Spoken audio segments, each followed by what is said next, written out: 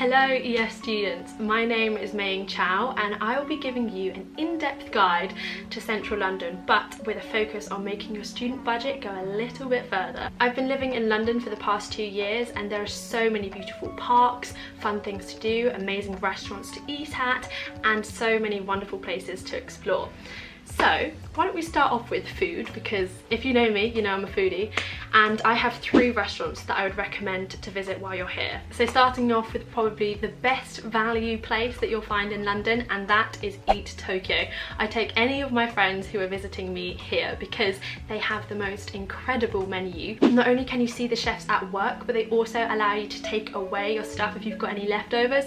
So I always order the bento box because you get the miso soup, all of your sushi, sashimi, salad, chicken teriyaki, and then you can take half of it home because you probably won't finish it all. You definitely won't spend more than £10 there and you'll have food for another day, which is brilliant. Now, a mid-tier place that I would recommend is Duck and Rice. Yes, this is another Asian restaurant, but they're not just any Asian restaurant. The interior decor is so beautiful, their menu is exquisite, and they are dog friendly. So the last time I bought dim sum there, our dog, they actually gave her a beer, like a little dog friendly beer, and it was so cute. They gave her her own bowl of food while we ate our dim sum, and they have their aubergine and tofu clay pot. That is our family's favourite. We will always get 1 if not 2 when we go visit because it's so good. If you're feeling really bougie and you and your friends want to celebrate something, I would definitely recommend that you go to Frenchie. If you love your food, you will love it here. The presentation is beautiful, and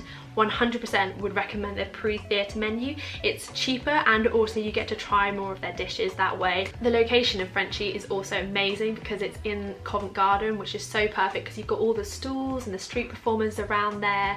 It is also right next to the theatres. So this kind of brings me on to my next segment if you are into theatre. While you're in London, you might as well go see a West End theatre show, or I know that the Cambridge Theatre has £5 student tickets because I did this myself. Every day is bar Monday. If you go into the box office and you show them your student ID, you will get a ticket with restricted view, even though we were literally front row. We got to go see Matilda, which was incredible. The music was so nostalgic, the stage was decorated beautifully, and the kids were so talented. I would also recommend the app TodayTix if you've not heard of it. Basically on there you can check out loads of cheap theatre tickets. They've got Hamilton on there, they've got Wicked on there, and I did actually go to see Wicked at the Apollo last year for my birthday. Now, another app for my fellow students is Student Pulse. They have cheap tickets to classical concerts, often in lovely music halls. For example, Southbank Centre, which is actually just next to your EF London campus. So after your class, you can just head out and have a lovely evening. But if classical music isn't your thing, but you would like a cheap comedy night out, I would 100% recommend the Top Secret Comedy Club. My sister and I went to this again. We bought £2 student tickets and we got to see 8 comedians, including Paul Chowdhury. Paul Chowdhury sells out arenas and his tickets normally cost 80 quid just to go see him and maybe a supporting comedian. £2. I can't even, like, my head couldn't get around that. They have a bar as well, so the atmosphere is really nice, very chilled out. The comedians there are basically just trialing their material for when they do go on their shows, their road shows, so it's actually really nice. It's a lot more laid back. Now, if you're a nature lover like me, then I would definitely recommend that you check out Regents Park. Now, I have trialled out all of the parks and this one is especially close to my heart, not just because it's a really close distance to my flat, but also because it has so many different areas and little hubs. So they've got the London Zoo there, they have the lake with the swans and you can rent out pedalos in summer and do that with your friends. They've also got a Chinese garden area with waterfalls and it's so lovely just to sit down on a bench and relax. At the top they've also got Primrose Hill, which is an amazing place. You'll see loads of people having picnics there. I've had a picnic there at the top. You can watch the sun go down over the city. It's such a beautiful view and it's really relaxing. However, if you're a runner like me, I would definitely recommend that you run along the main walkway because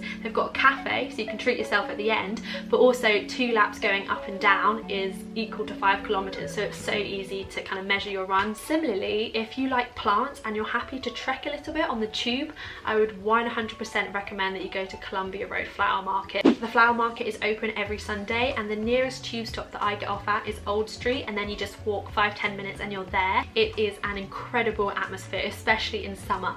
It is just such like a market vibe. Like, you're walking down this little road and there are people going everywhere. The colours are beautiful. I believe it closes around 3 o'clock, so I often went around 2 or 2:30 anyway, so that at the end of the day they have less stock, but they often have better prices, so you can buy huge bouquets for under £10 easily. If you're looking just for some room decor or something nice to give a bit of life to your room, then definitely check out the Columbia Road Flower Market. There are endless things always going on in London, but that is just a list of some of my favourites, and I encourage you to go out and explore, and especially during summer when the weather is lovely and there's no rain. If you enjoyed this video, then make sure to subscribe to the EF channel for all kinds of travel vlogs to other cities, as well as everything EF.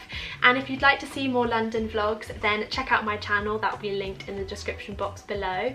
But with that being said, I hope you have a lovely time and enjoy London. Bye!